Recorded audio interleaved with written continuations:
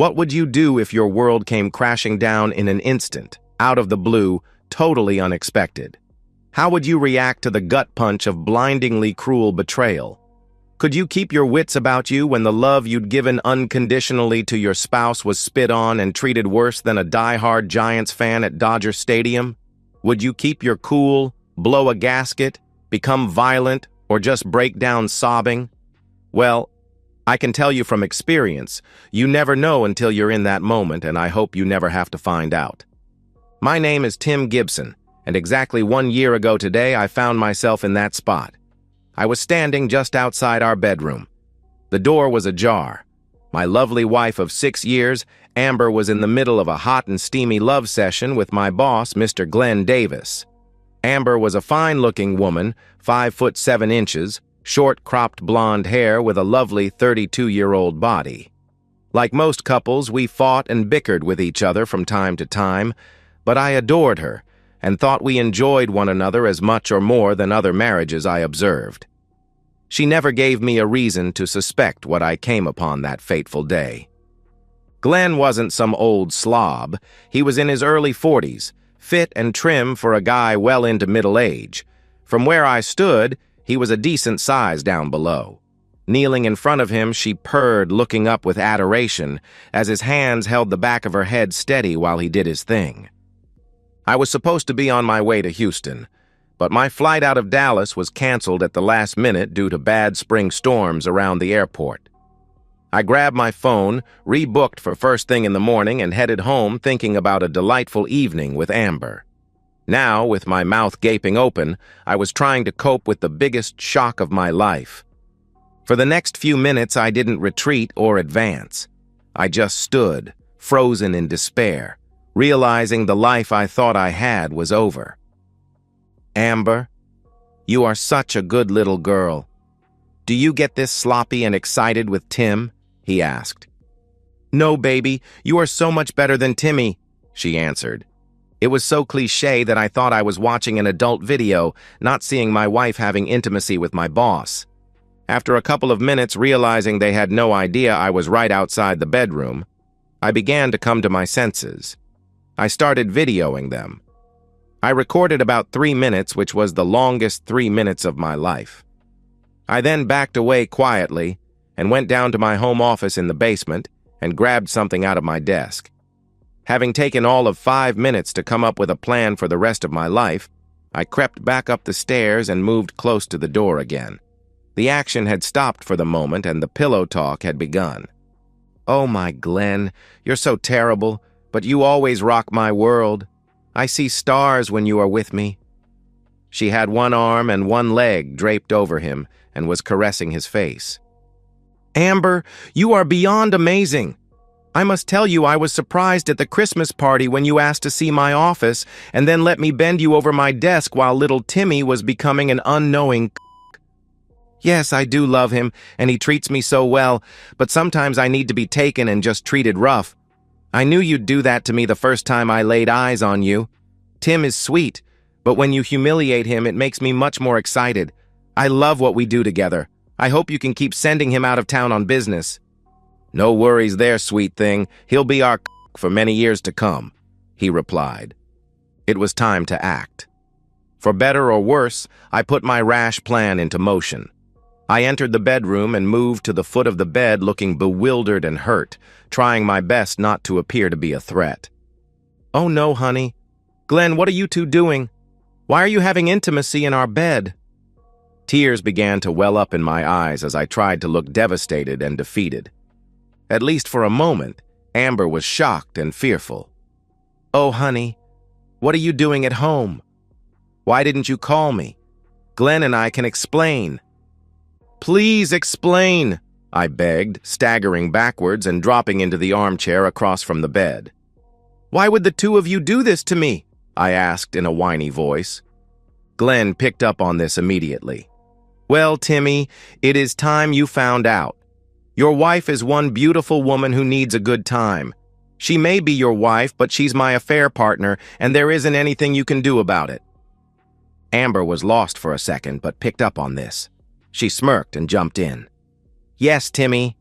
Glenn pleases me in ways you never could. You're my sweet little hubby and always will be. But Glenn is my man, my alpha male. He comes over and loves me in our marriage bed because he wants to. I can't stop him. I don't want to stop him. I love how he puts it to me. I know you can't stop him either. He's so much bigger and better than you. So, little Timmy, Glenn said tauntingly, you can stay and watch if you want, but you need to ask me to have your wife. If you're a good boy, I'll let you enjoy a little with her when we're done, but you better plead with me for the privilege. Amber, is this really what you want? I groaned as if trying to keep a small portion of my manhood. Please don't make me baby. Don't make me beg him. Please don't force me to watch him. Sorry, sweet little boy, but yes, that is exactly what I want, and it is what you're going to do right now. Beg little Timmy, beg Glenn to enjoy with me for a little time, she replied with a smirk. I lowered my head as if completely defeated. Glenn, boss, Mr. Davis, sir, would you please have Amber? Would you please take her in our marriage bed and give her the pleasure I can't provide? Good boy, Glenn responded as he started again in our bed. I stood quietly with my right arm concealed from their view. One more thing, please, Mr. Davis, sir. I started. Yes, what is it? He asked. I raised my right hand and the gun it contained. Die, you piece of jerk! I paused for 2 seconds before squeezing the trigger. Pop! Pop! Macho Man Glenn screamed, No! Holding his hands up while at the same time peeing himself and his lover, my cheating wife. I've never been shot with a pellet gun at close range, but I assume it hurts like hell. However, it sure won't kill you. I gave him a half-dozen welts and he was crying like a baby. I laughed at what a wuss her big stud really was. As Glenn began to calm down, he realized his dominance was crumbling. He decided to come at me. Bad choice on his part. I'm not some black belt karate guy, but I've been in a few scrapes, and I was royally angry. 5 minutes later, Glenn had lost a couple of teeth and probably had a broken rib or two. He was lying on the ground, naked, with serious bruises to go along with his welts. My foot was squarely planted on his chest. Stay down on the floor or I'll beat your back some more, Glenny boy. For her part, Amber was trying to cover herself up and was sobbing some nonsense about how she loved only me, and it was all a big mistake. Her excuses were just as cliché as her dirty talk a few minutes earlier. I remained calm, picked my pellet gun back up and aimed it at her. Amber, look at me. She continued to sob, her face buried in her hands. Amber, I said more firmly, look at me right now, you cheating woman. That got her attention. I only gave her a couple of pellets, one on the shoulder and one on her upper right leg. She yelped in pain. Hurts like hell, doesn't it, cheating woman? I asked angrily. Please, Tim, please stop, she begged. I tossed the gun on the chair next to me while pushing just a little harder on Glenn's chest. He was groaning in pain. I began to address my cheating wife. Let's chat for a moment, Amber.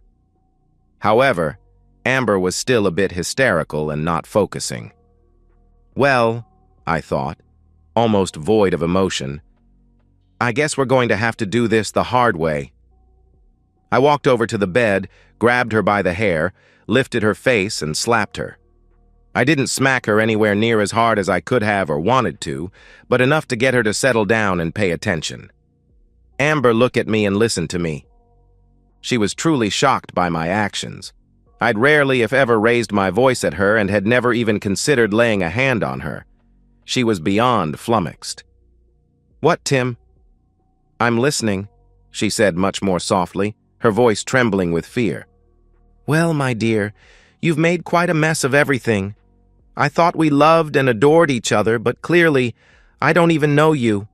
My heart is crushed, and I may never trust another human being again, so thanks so much for that gift. Tim, She started to beg. Amber, shut the hell up. I'm talking, you're listening.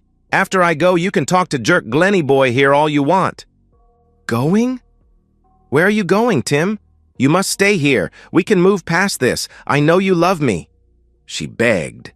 Leaning toward her and grabbing her by the hair, I pulled her up. We were nose to nose. Amber, if you don't close your trap, I'm going to slap you again, do you understand? Yes, she replied weakly. I released her and she fell back onto the urine-stained sheets. As I said, you've crushed me mentally and emotionally. Your cruelty defies understanding. I'm not perfect, but I don't deserve the stuff you and your lover tried to pull on me here today. So no long talks to sort it out or try to make it. I'm leaving. It will take me a day or so to get organized and begin my journey to where I'm going. Wherever it is, it will be beyond your reach. I'll be keeping you and Loverboy here tied up for a couple days so I can get where I need to go before you, or he call the cops. I'll drop your cell phones in the river on my way out of town, so you won't be able to contact anyone. You'll be trussed up good and tight, so the next couple of days will be painful but not deadly. Nobody will know to look for Glenn here, and since you don't work, nobody will discover either of you in the next couple of days.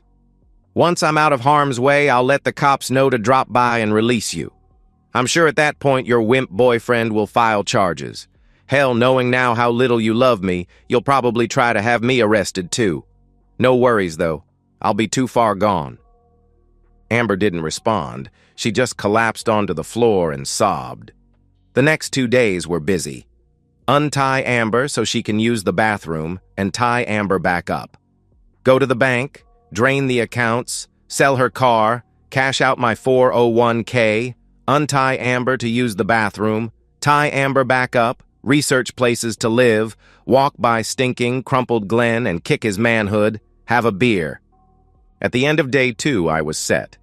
The bedroom stank to high heaven and Amber was weak from lack of food. No worries, though, she had put on a couple of pounds over the last few years, so she could chalk this up to a small weight loss program. In a day or two, she'd be fine physically. Mentally and emotionally might be a different question. But then again, I didn't give a flying damn. My final few hours prior to leaving were a bit of a blur. As I said, nobody would look for Amber anytime soon since she didn't have a job or volunteer anywhere. Her folks had died a couple of years earlier, and her only sister lived halfway across the country. They only spoke on the phone during the weekends. I'm sure Glenn's wife would be looking for him, but I seriously doubted she would search for him at our house. The office folks would assume I was in Houston until Friday. However, I figured on the safe side I better get gone now. After packing a couple of bags, giving Glenn one more kick and smirking at my completely demoralized, cheating wife, I skedaddled. 20 hours and 2 plane rides later, I arrived at my destination. Being a man of my word, I called the cops back in Dallas. I also gave Glenn's wife a text with the video I'd shot attached. I then tossed my cell phone in the next river I saw. I assumed she divorced him but didn't bother to try and find out. If she kept him, it would probably be a long time until he could properly have her. That was a year ago today. As I sit in a small cafe in an obscure corner of Montenegro, I feel some slight remorse for what I did.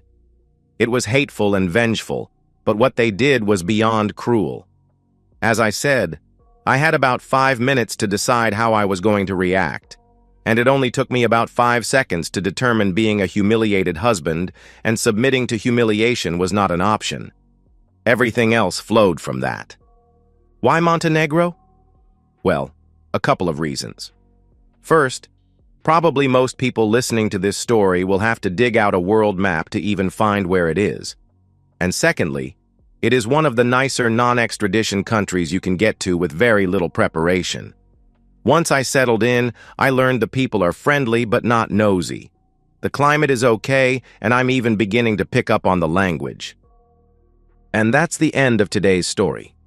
If you enjoyed it, please give this video a thumbs up and drop a comment below. Your support helps the algorithm push my content further. If you're new to the channel, don't forget to hit that subscribe button. It really helps me keep creating more stories for you. Thanks for watching, and I'll see you in the next one.